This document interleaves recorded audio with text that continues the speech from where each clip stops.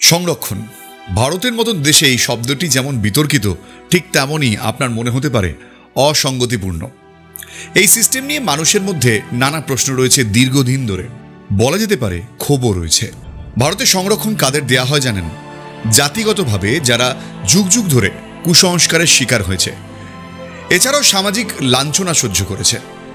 সমাজের সমান অধিকারের যে দাবি, তা থেকে তারা দীর্ঘদিন ধরে পিছিয়ে পড়েছিল, আর তারাই এই সংরক্ষণের আওতায় আসে।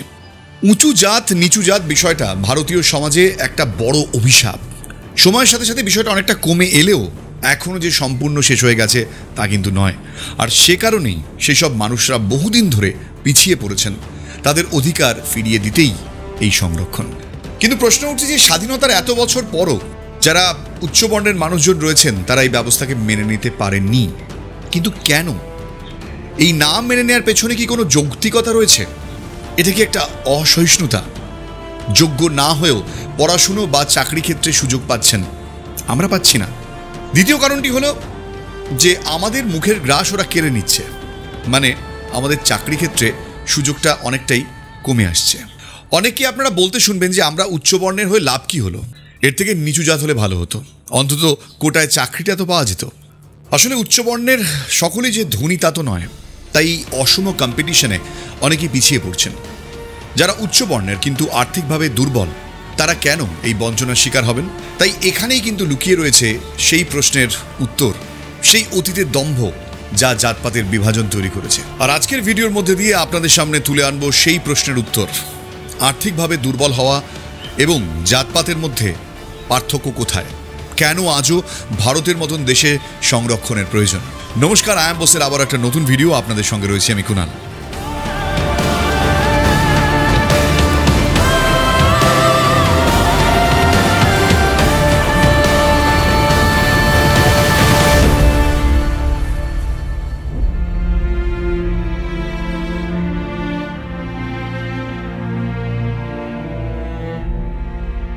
সংবিধান আমাদের দেশকে শ্রেণীহীন বৈষম্যহীন জাতপাতের ঊর্ধ্বে উঠে সকলের জন্য সমান অধিকার দিলেও আমরা কি মন থেকে এখনো বিষয়টা মেনে নিয়েছি? আমরা নিজেদের আধুনিক বলে দাবি করি ঠিকই, কিন্তু তারপরও বারবার বহু সংস্কার আর অন্ধবিশ্বাসের মধ্যেই বাঁচতে ভালোবাসি। এখনো বিরাট এই ভারতের বহু মানুষকে কিন্তু জাতপাতের শোষণের এই বঞ্চনা নিয়েই বাঁচতে হয়। সেই বহু প্রাচীনকালের কথা মনে করুন। সমাজ তখন বিভক্ত ছিল 4 বর্ণভেদে: ব্রাহ্মণ, ক্ষত্রিয়, বৈশ্য, শূদ্র। এই 4টি বর্ণভেদ মূলত মানুষের কর্মের ভিত্তিতে বা সমাজে তাদের নির্দিষ্ট জীবিকা অনুসারে তৈরি করা হয়েছিল। কিন্তু কালের প্রভাবে সেই বর্ণ হয়ে গেল জন্মগত জাত, আর কয়েকটি সংস্কার আস্তে আস্তে ভারতের বুকে দেখা দিল অভিশাপ হয়ে। ভারতবর্ষে ভয়ঙ্কর বর্ণপ্রথার সম্মুখীন এই দেশের এক শ্রেণীর মানুষকে হতে হয়েছে।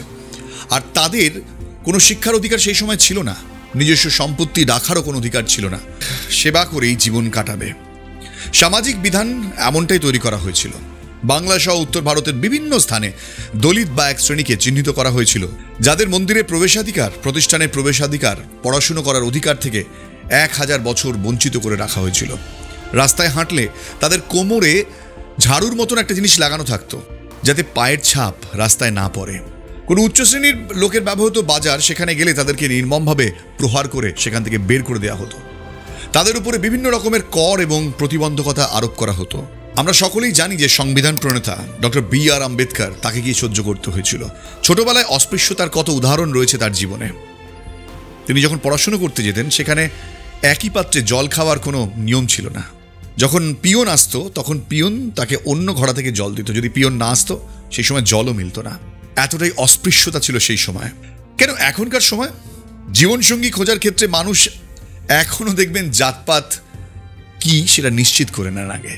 খবরের কাগজের বিয়ের জন্য পাত্র চাই, পাত্রী চাই, এই ধরনের বিজ্ঞাপনে যেভাবে জাতপাত আজও উল্লেখ করা হয়, তা থেকেই স্পষ্ট সমাজে একসময় পিছিয়ে পড়া এই অস্পৃশ্য মানুষজন এখনও উচ্চবর্ণের উদারতার তালিকায় আসেনি, অন্তত বিবাহের ক্ষেত্রে তো নয়।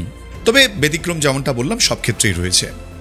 এই যে ডোম শব্দটা আমরা আজও ব্যবহার করি, কারাই ডোম বলুন তো? একসময়ের কিছু অস্পৃশ্য মানুষ যারা মৃতদেহকে দাহ করতেন বা কবর দিতেন, বা এখনও সেই কাজের সঙ্গে তারা যুক্ত রয়েছেন। আর আজকের সময় শুধুমাত্র পেশার তাগিদে এই কাজ উচ্চবর্ণের মানুষজন করতে পারবেন। কিন্তু এর থেকেও অস্পৃশ্য বিষয় কি জানেন? এই শ্মশানেই এই সম্প্রদায়ের মানুষজনের পরিবারের কাউকে দাহ করার অধিকার সে সময় ছিল না। আপনাদের একটা ঘটনা বলি। একটি 20 বছরের অস্পৃশ্য ছেলেকে কিছু উচ্চবর্ণের মানুষ শারীরিকভাবে নিগ্রহ করে হত্যা করে। ছেলেটির কি অপরাধ ছিল যে সে হিন্দু উৎসব নবরাত্রিতে উচ্চবর্ণের মানুষদের আয়োজিত গরবা রাস নাচের একটি প্রকাশ্য অনুষ্ঠান দেখতে গিয়েছিল। এই বাংলায় হয়তো এই ছবি খুব একটা দেখা যায় না, কিন্তু ভারতের বহু রাজ্য এমন রয়েছে যেখানে এই ধরনের বিভাজন আজও খুবই স্বাভাবিক। আপনার কি মনে হয় কোটা তুলে দিলে অস্পৃশ্যদের জীবনের দাম উচ্চবর্ণের কাছে বাড়বে? সেই জাত প্রথার সংস্কারের শিকার বহু মানুষকে ভুগতে হয়েছে বহু যুগ ধরে। যেমনটা বললাম আপনাদের, বহু অত্যাচার, বহু শোষণ, বঞ্চনার শিকার হতে হয়েছে। এই একটা সময় ছিল, তার বিরুদ্ধে প্রতিবাদও কম হয়নি। যেমন ভারতে ভক্তি আন্দোলনের প্রায় প্রতিটি মহাপুরুষ অস্পৃশ্যতার বিরুদ্ধে লড়াই করেছেন। পরবর্তী সময় এসেছেন বহু সমাজ সংস্কারক যারা লড়াই করেছেন জাত প্রথার বিরুদ্ধে। আর এই লড়াই থেকে একটা সময় এসেছিল সংস্কারের বিষয়টি। এই সংরক্ষণের একটা দীর্ঘ ইতিহাস আছে। সংক্ষেপে একবার দেখে নেব যে কি সেই অতীত ইতিহাস। কোলাপুরের রাজা শাহুজি নিজের রাজত্বে দলিত পিছিয়ে পড়া মানুষদের প্রথম সরকারি চাকরিতে বিশেষ সংরক্ষণ দিয়েছিলেন। মহীশূরের দীর্ঘ লড়াইয়ের পর সমাজে অচ্ছুত করে রাখা মানুষজনকে বিশেষ সংরক্ষণ দেয়া হয়। কমিউনাল অ্যাওয়ার্ডের ঘোষণা করে ব্রিটিশরা। বৌদ্ধ, হিন্দু, শিখ, খ্রিস্টান, মুসলমান, জৈন, ইউরোপীয়, অ্যাংলো এবং সমাজের নিচু জাতের মানুষরা আলাদা ভোটের ব্যবস্থা করলে গান্ধী এবং আম্বেদকর তাদের মধ্যে পুনা প্যাক্ট হয়। এর শর্তানুযায়ী নিম্ন জাতের মানুষদের সংরক্ষণ দেওয়া হয়। এক্সিকিউটিভ কাউন্সিলের ভাইসরয় ঘোষণা করেন নিম্ন জাতের মানুষকে 8.5% সংরক্ষণ দেওয়া হবে। ভারতের নবরচিত সংবিধানে এসসি অর্থাৎ শিডিউল কাস্ট এবং এসটি অর্থাৎ শিডিউল ট্রাইবদের জন্য সংরক্ষণ দেওয়া হয়। একটি কেসের পরিপ্রেক্ষিতে জাতভিত্তিক সংরক্ষণকে আইনি স্বীকৃতি দেওয়া হয়। ভিপি সিং নেতৃত্বাধীন সরকার প্রথম ওবিসিদের জন্য 27% সংরক্ষণ করে। আর এই প্রথম মন্ডল কমিশনের সুপারিশে ওবিসি সংরক্ষণ আসে। এই বিষয়টি নিয়ে আপনাদের সঙ্গে যদিও আরও বিস্তারিতভাবে আলোচনা করব, জানিয়ে বিতর্ক আজও রয়েছে। সুপ্রিম কোর্টের অর্ডার অনুযায়ী 50% জাতভিত্তিক সংরক্ষণের বিরুদ্ধে দেশ জুড়ে আন্দোলন শুরু হয়। দাবি ছিল 10% গরিব মানুষের জন্য সংরক্ষণ। সরকার পাশ করায় আর্টিকেল 15 অ্যামেন্ডমেন্ট অ্যাক্ট, যার মূল উদ্দেশ্য ছিল দরিদ্র সীমার নিচে থাকা উঁচু জাতের জন্য 10% সংরক্ষণ।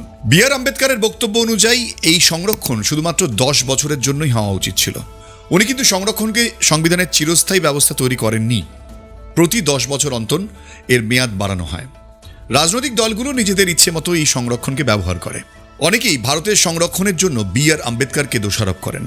চিন্তাভাবনা যদিও সঠিক নয়। আম্বেদকর শুধুমাত্র এসটি এবং এসসিদের জন্য সংরক্ষণের কথা বলেছিলেন। তার লেখা দুটি বিখ্যাত গ্রন্থ রয়েছে, অ্যানিহিলেশন অফ কাস্ট, আরেকটি হচ্ছে দ্য আনটাচেবলস। এই দুটি বইয়ে তিনি কাদের উপর সামাজিক অত্যাচার চলেছিল তা নিয়ে একটি দীর্ঘ আলোচনা করেছিলেন। কারা ভারতে অচ্ছুত বলে পরিচিত তারও দীর্ঘ তালিকা দিয়েছিলেন, এবং সেই তালিকায় কিন্তু ওবিসিদের কথা বলা হয়নি সেই সময়। কাস্ট বেস রিজার্ভেশন এই চিন্তা প্রথম এসেছিল উইলিয়াম হান্টার এবং জ্যোতিরাও ফুলের লেখায়। আম্বেদকরের বহু আগেই আম্বেদকর কিন্তু ভারতীয় সংবিধান রচনায় এই বিষয়টিকে স্থায়ী করে যাননি। এবং 2023 সালে ইন্ডিয়ান এক্সপ্রেসে সংবিধান বিশেষজ্ঞ তভলিন সিং তিনি বলেছেন যে, but at the time that this affirmative action was introduced, Dr. Ambedkar suggested that it should last only for 10 years. সংরক্ষণ বিষয়টি নিয়েও আমাদের মধ্যে অনেক ভুল ধারণা রয়েছে। শিডিউল ট্রাইবস বা এসটি সংবিধান তাদের বেশ কয়েকটি অধিকার দিয়েছে, যেমন ধরুন জল, জমি, জঙ্গলের অধিকার। ভারতের এই আদিম জাতিদের সংখ্যা আজ এতটাই কম এবং তাদের উপর যে ধরনের শোষণ চলেছে বহু যুগ ধরে, সেই বিশেষ অধিকার না দিলে তারা কোনো কিছুই রক্ষা করতে পারত না। অর্থাৎ এই সকল এলাকাতে গিয়ে আপনি চাইলেও জমি কিনতে পারবেন না। যেমন সিকিম বা নাগাল্যান্ডের মতন রাজ্য। শিডিউল কাস্ট তাদের নিয়েও কোনো প্রশ্ন নেই, কারণ যে সম্প্রদায় যুগ যুগ ধরে অচ্ছুত তকমা পেয়েছে, মানে সামাজিক নিপীড়ন সহ্য করেছে, সংবিধান তাদেরও বিশেষ অধিকার দিয়েছে। আসুন একবার দেখে নিই 2011 সালের জনগণনা অনুযায়ী ভারতের এসটি, এসসি এবং ওবিসি ও জেনারেল কাস্টের সংখ্যাটি কেমন। 2011 সালের জনগণনা অনুযায়ী ভারতের জনসংখ্যা ছিল 121 কোটি। আর ভারতের মোট এই জনসংখ্যার 16.63% হলো এসসি, যাদের 15% সংরক্ষণ দেওয়া হয়েছে। 8.61% হলো এসটি, যাতে 7.5% সংরক্ষণ দেওয়া হয়েছে। ওবিসি অর্থাৎ আদার ব্যাকওয়ার্ড ক্লাসেস, তাদের সংখ্যা হলো 52%, যারা প্রায় 27% সংরক্ষণ পায়। মানে সব মিলিয়ে প্রায় 49.50%। আর বাকি 50% জেনারেল কাস্টের জন্য। তা নিয়েও এত প্রশ্ন। এই সংরক্ষণ নিয়ে প্রথম প্রশ্ন উঠেছিল মন্ডল কমিশন গৃহীত হওয়ার পর। 1979 সালে মন্ডল কমিশন গঠন করা হয়েছিল। প্রাক্তন বিচারপতি বিপি মন্ডল এর নেতৃত্বে ছিলেন। মন্ডল কমিশনের কাজ ছিল ভারতের সামাজিক বা শিক্ষাগতভাবে অনগ্রসর শ্রেণীগুলিকে চিহ্নিত করা এবং সংরক্ষণকে বর্ণবৈষম্য এবং বৈষম্য মোকাবিলার উপায় বিবেচনা করা। 1980 সালে মন্ডল কমিশন তার রিপোর্টে বলে যে দেশের জনসংখ্যার 52% রয়েছে ওবিসি। প্রাথমিকভাবে কমিশন যুক্তি দিয়েছিল সরকারি চাকরিতে সংরক্ষণের শতাংশ এই শতাংশের সঙ্গে মিল থাকা উচিত। আগেই এসসি এবং এসটিদের জন্য 22.5% সংরক্ষণ ছিল, অর্থাৎ ওবিসিদের জন্য সংরক্ষণের সীমা নির্ধারিত হয় 27%। সুপ্রিম কোর্টের কালাকার কমিশনের সময় দেওয়া রায় বলা হয়েছিল যে দেশের সংরক্ষণকে 50% নিচে রাখতে হবে। তাই বুঝে শুনেই ওবিসি সংরক্ষণ 27% প্রস্তাব করা হয়। মন্ডল কমিশন 7টি সুপারিশ করেছিল, যার মধ্যে অন্যতম এই 27% পাবলিক সেক্টরে সরকারি চাকরি ওবিসিদের জন্য সংরক্ষণ ছাড়াও বেশ কিছু সুপারিশ এর মধ্যে ছিল। মন্ডল কমিশনের রিপোর্ট 1980 সালে জমা পড়লেও সরকার বিষয়টিকে নিয়ে কোনো উচ্চবাচ্য করেনি। 1990 সালে বিশ্বনাথ প্রতাপ সিং যখন ভারতের প্রধানমন্ত্রী হন, তারপরে তিনি ঘোষণা করলেন মন্ডল কমিশনের সুপারিশ বাস্তবায়ন করা হবে এবং এই ঘোষণার সঙ্গে সঙ্গে ভারতের বহু জায়গায় প্রতিবাদ শুরু হয়ে গিয়েছিল। দিল্লির দেশবন্ধু কলেজের ছাত্র রাজীব গোস্বামী 1990 সালের অক্টোবর মাসে সংরক্ষণ বিরোধী মোর্চার ডাক দেন এবং প্রকাশ্যে রাস্তায় গায়ে আগুন লাগিয়ে আত্মহত্যা করে প্রতিবাদ করেন। এই ঘটনায় তার মৃত্যু হলে ছাত্র বিক্ষোভ চূড়ান্ত আকার ধারণ করে। অন্যান্য ছাত্ররা আত্মহত্যা করে প্রতিবাদে সামিল হন। উত্তর ভারতের আন্দোলন ভয়াবহ পরিস্থিতির সম্মুখীন হচ্ছিল বলেই ভিপি সিংকে প্রধানমন্ত্রীর পদ ছাড়তে হয়। মন্ডল কমিশনের সুপারিশগুলি কিন্তু সরকারি স্বীকৃতি পেয়ে যায় সেই সময়ই। 1992 সালে ইন্দিরা সাহানি বনাম ইউনিয়ন অফ ইন্ডিয়া মামলায় সুপ্রিম কোর্ট ওবিসিদের জন্য 27% সংরক্ষণ বহাল রাখে। সুপ্রিম কোর্টের রায় বলা হয়েছিল যে মোট সংরক্ষণ 50%-এর বেশি হওয়া উচিত নয়। সংরক্ষণ থেকে অর্থনৈতিকভাবে সচ্ছল পরিবারগুলিকে বাদ দেওয়ার জন্য আদালত ক্রিমি লেয়ার এই ধারণা চালু করে। যদিও পরবর্তীকালে কোনো সরকারই আর এই ধরনের সংরক্ষণ উঠানোর বিষয়ে হস্তক্ষেপ করতে পারেননি, শুধুমাত্র ভোট ব্যাংকের কথা মাথায় রেখে। কারণ ওবিসি কারা আর কারা নয়, এ নিয়ে অনেক প্রশ্ন রয়েছে। কেনই বা ওবিসিদের সংরক্ষণ প্রয়োজন তা নিয়ে একসময় প্রশ্ন উঠেছিল। কারণ সংরক্ষণের মূল ভিত ছিল জাতপাত ও ছুত অচ্ছুত সমস্যা। অনেকেই প্রশ্ন তোলেন সংরক্ষণ তো নিজেই একটা সামাজিক বঞ্চনা। আপনি জাতিগত ভেদাভেদ করে সংরক্ষণ দিয়ে কিভাবে সমান অধিকারের কথা বলছেন? যেখানে সংবিধান বলছে আইনের চোখে সবাই সমান। আপনি যদি নিজের পরিবারের দিকেও একটু তাকান, দেখবেন সবথেকে ছোট বাচ্চাটার জন্য স্পেশাল কেয়ার আমরা নিয়ে থাকি, বা সবচেয়ে বয়স্ক মানুষটির জন্য। সেক্ষেত্রে তার বড় দিদি বা ভাই কিন্তু কোনোভাবে বঞ্চিত হন না, বা আমরা কি বঞ্চিত হই? তাই দেশে যারা পিছিয়ে রয়েছেন তাদের সংরক্ষণ দিলে সমস্যা কোথায়? প্রাচীন মহাকাব্যের একটা গল্প বলি, শুনুন আপনাদের। একবার হস্তিনাপুরের রাজসভায় এক ব্যক্তিকে খুন করার জন্য 4 ব্যক্তিকে আনা হলো। একজন ব্রাহ্মণ, একজন ক্ষত্রিয়, একজন বৈশ্য এবং একজন শূদ্র। প্রথমে দুর্যোধনকে বিচারের ভার দিলে তিনি সবাইকে প্রাণদণ্ড দিলেন। যুধিষ্ঠিরকে জিজ্ঞাসা করা হলে তিনি বললেন যে সকলের শিক্ষা এবং জ্ঞান অনুযায়ী তাদের শাস্তি হবে।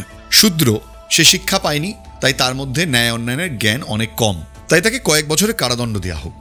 বৈশ্য এবং ক্ষত্রিয় যেহেতু নীতি শিক্ষা পেয়েছে, তাই তাদের শাস্তি শূদ্রের থেকে বেশি, কিন্তু ব্রাহ্মণ যেহেতু সমাজে শিক্ষাদানের কাজ করে, তাই তার থেকে এমন অসৎ ব্যবহার অনভিপ্রেত, আর সে কারণেই শাস্তি সব থেকে বেশি। এই গল্পে একটা শিক্ষা দেওয়া হয়েছে। তার সঙ্গে সঙ্গে আবার মনে করিয়ে দেব যে প্রাচীন ভারতে কিন্তু জাতি বিভাজন ছিল শিক্ষা এবং কর্মের উপর ভিত্তি করে। জন্মগত জাতি বিভাজন ছিল না। আমাদের পরিবারের সবথেকে ছোট বা সবথেকে দুর্বল সদস্যকে আমরা স্পেশাল কেয়ার নিলেও বাইরে যখন রিজার্ভেশন দেখি তখন আমরা ক্ষেপে যাই। কারণ আমরা বাড়ির বাইরের মানুষজনকে বাইরের মানুষজনই মনে করি। যদি সমগ্র দেশটাকে একটা পরিবার ভাবতে শিখি, তাহলে আমরা দেখতে পাবো যে সমস্যা অনেক কমে আসছে। বিদেশেও কিন্তু প্রাচীন যুগে এই জাতিগত বৈষম্য ছিল। কালো ব্যক্তিদের লড়াইয়ের কথা আমরা জানি, কিন্তু সেখানেই অচ্ছুত বা অস্পৃশ্যতার মতন বিষয়টি ছিল না। ওবিসি, অন্যান্য অনগ্রসর শ্রেণী, তারা কিন্তু অচ্ছুত নন। কারা কারা ওবিসিদের মধ্যে পড়ে, এটিও কিন্তু সময়ের সাথে সাথে বদল হয়েছে। অনেক জাতি এবং গোষ্ঠী ওবিসি হওয়ার জন্য লড়াই করছেন, আর সেই লড়াই এখনও চলছে। মাঝে মাঝে দেখবেন ভারতের বিভিন্ন রাজ্যে এই নিয়ে আগুন জ্বলে। রাজনৈতিক দলগুলো নিজেদের সুবিধার জন্য, নিজেদের ভোটের জন্য এই ধরনের সংরক্ষণ করে থাকে। অন্যদিকে এসটি বা এসসিদের কিন্তু কোনোদিনও এইভাবে ঘোষণা করা যায় না, তাদের সমস্যাটা অন্য, সেটা আগেই আমরা বিশ্লেষণ করেছি। এবার আপনাদের মাথায় একটা প্রশ্ন ঘুরছে নিশ্চয়ই, যে অর্থনৈতিকভাবে যারা সচ্ছল নন তাদের জন্য সংরক্ষণ নয় কেন? এই দাবি কিন্তু বহু পুরনো। ইউডব্লিউইউ এর শর্ত অনুযায়ী কোনো পরিবারের মাসিক রোজগার যদি ৬৬,৬৬৬ টাকার কম হয় তাহলে তারা এই সংরক্ষণের সুবিধা পাবেন। এবং সংবিধানের ৪৬ অনুচ্ছেদের নির্দেশমূলক নীতিতে উল্লেখ রয়েছে যে এই আর্থিক দিক থেকে দুর্বল শ্রেণীর আর্থিক এবং শিক্ষাগত স্বার্থ রক্ষার জন্য সরকার বিশেষ ব্যবস্থা নিতে পারে। তার জন্য বিশেষ সরকারি স্কিম রয়েছে। আপনি সংবিধানের আর্টিকেল 14 এবং আর্টিকেল 15-16 যদি পড়েন, সেখানে দেখবেন যে ইকোনমিক ইকুয়ালিটি এই শব্দটি ব্যবহার করা হয়নি, রিপ্রেজেন্ট শব্দটি ব্যবহার করা হয়েছে। অর্থাৎ রিজার্ভেশন কোনো অর্থনৈতিক অসামঞ্জস্য ঘোচানোর জন্য কিন্তু তৈরি করা হয়নি। 1000 বছর ধরে যারা সামাজিক বঞ্চনার শিকার হয়েছেন এবং সমাজের পিছিয়ে রয়েছেন তাদেরকেই সমাজের মূল স্রোতে ফিরিয়ে আনাটাই ছিল উদ্দেশ্য। অর্থ দিয়ে ধরুন আপনি যে কোনো ব্যক্তিকে কিন্তু ধনবান বানাতে পারেন, কিন্তু তার জাত তার সঙ্গে থেকে যাবে। অর্থনৈতিকভাবে সবল হলেই যে তার উপর অত্যাচার হবে না এমনটা কিন্তু নয়। যেমন রানী রাসমণি, তিনি কৈবর্তের সন্তান হওয়ায় তার হাত দিয়ে দক্ষিণেশ্বরের মন্দির নির্মাণে বহু বাধা এসেছিল। শেষে নিজের কুলগুরুর কাছে মন্দিরটি দান করলে ব্রাহ্মণরা মন্দিরকে স্বীকৃতি দেন। এই যে মিথ্যে কুসংস্কার কোনো অর্থনৈতিক শোষণ নয়, এটি কিন্তু একটা সামাজিক বঞ্চনা। আজও ভারতের বহু রাজ্যে এই উঁচু জাত নিচু জাত এই নিয়ে মানুষজনের মধ্যে বড় জাত নিচু জাতকে দমিয়ে রাখছে, এই ঘটনা ঘটছে। আর এই ধরনের মানসিকতা গোপনে কিন্তু আমাদের মজ্জায় ঢুকে পড়েছে। আমাদের দেশে অর্থনৈতিকভাবে দুর্বলদের জন্য ন্যাশনাল বেনিফিট স্কিম রয়েছে, national old age pension scheme রয়েছে, মনরেগা রয়েছে, প্রধানমন্ত্রীর একাধিক যোজনা যেমন বিপিএল এই সকল রয়েছে। গরিবী দূর করানোর জন্য আমাদের রাজ্যেও তো বহু স্কিম রয়েছে। কেন সংরক্ষণ দেয়া হয়?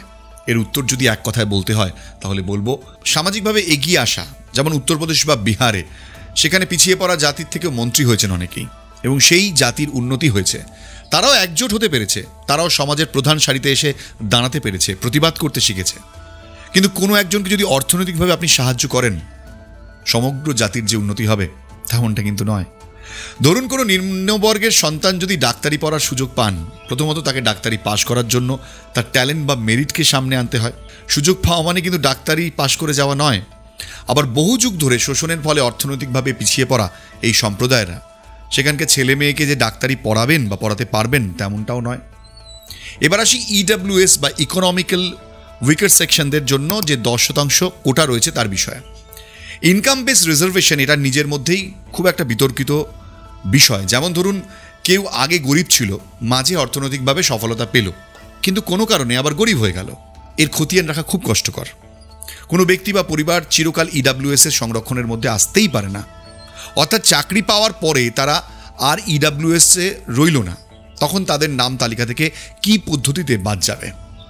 মাসে 8 লক্ষ ইনকামের নিচে ব্যক্তিদের এই ইডব্লিউএস এর আওতায় আনা হবে। অনেকেই নিজেদের সন্তানকে সুশিক্ষা দেওয়ার জন্য ইডব্লিউএস এ অন্তর্ভুক্ত করার জন্য শেষ কয়েক মাসে চাকরি ছেড়ে দিয়েছেন। আর এই ইডব্লিউএস এ অন্তর্ভুক্ত করার কোনো নির্দিষ্ট কিন্তু নিয়ম নেই। কোনো মানুষের প্রকৃত আয় জানার পদ্ধতি সেটাও সমস্যা। শুধুমাত্র মেট্রো সিটিতে যে অর্গানাইজ সেক্টর রয়েছে সেটা ছাড়া কোথাও ইনকাম জানার উপায় নেই। এজন্যই ফেক ইনকাম সার্টিফিকেট বানানো হচ্ছে। কিন্তু কাস্ট সার্টিফিকেট আপনি চাইলেই বানাতে পারবেন না। একজন উঁচু জাতির ব্যক্তি কখনোই চাকরি পাওয়ার জন্য নিচু জাতির কাস্ট সার্টিফিকেট বানানোর চেষ্টাও করবে না, কারণ আজও আমাদের রক্তের এই জাতিগত ঘৃণার বিষয় রয়েছে। তাই কেউ নিজের জাতকে ছোট করতে চায় না। আপনারা নিজেদের সমাজে এই গৃহ সহায়িকা যারা রয়েছেন বা যারা ম্যাথরের কাজ করেন তাদের জিজ্ঞাসা করবেন, তাহলে দেখতে পাবেন সেখানে ভট্টাচার্য, চ্যাটার্জি, ব্যানার্জি, মুখার্জি, রায়, বসু, ঘোষ, মিত্র, সেন এসব টাইটেল পাবেন না। কারা এসব কাজের সঙ্গে যুক্ত যখন জানতে পারবেন তখন উপলব্ধি করবেন রিজার্ভেশন কেন প্রয়োজন। আজকের এই ভিডিওটার মধ্যে দিয়ে আমি আপনাদের জাস্ট একটা ধারণা দেওয়ার চেষ্টা করলাম। যারা আজও মনে করেন শুধুমাত্র ট্যালেন্ট দিয়ে প্রতিযোগিতায় আসা উচিত, তাদের বলি যে একটা সময় প্রতিযোগিতাটা খুব কঠিন ছিল এই পিছিয়ে পড়া মানুষগুলোর জন্য। আজকে সমাজ যদি বদলাতে চাই তাহলে হয়তো এই রিজার্ভেশন আজকের দিনে খুব দরকার। কিন্তু রাজনৈতিকভাবে এই রিজার্ভেশনকে খুব বাজেভাবে, ভুলভাবে ব্যবহার করছেন রাজনৈতিক নেতারা। এটাই হচ্ছে সবচেয়ে বড় কারণ যেখানে বহু মানুষ রয়েছেন তারা সেই সুযোগ সুবিধা থেকে বঞ্চিত হচ্ছেন। আর একটা বিষয় মাথায় রাখবেন যে জাতিগত বিদ্বেষ আমাদের দেশে এত বড় একটা অভিশাপের মতন ছিল, সেটাকে দূর করার জন্য এই ধরনের স্টেপ অনেক ভেবেচিন্তে নেওয়া হয়েছিল। আপনি ব্যক্তিগতভাবে কি মনে করেন ভিডিওটি দেখার পর? আপনার মতামত প্লিজ আমাকে জানাতে ভুলবেন না। আর আজকের ভিডিওটা এখানে শেষ করছি। যেতে যেতে বলবো প্লিজ আরও একবার যে সাবস্ক্রাইব না করে যাবেন না। কমেন্টও আপনি বিস্তারিতভাবে জানাতে পারেন আপনার মতামত, যেমনটা বললাম। দেখা হবে আবার একটা নতুন ভিডিওতে। এখানে শেষ করছি। জয় হিন্দ।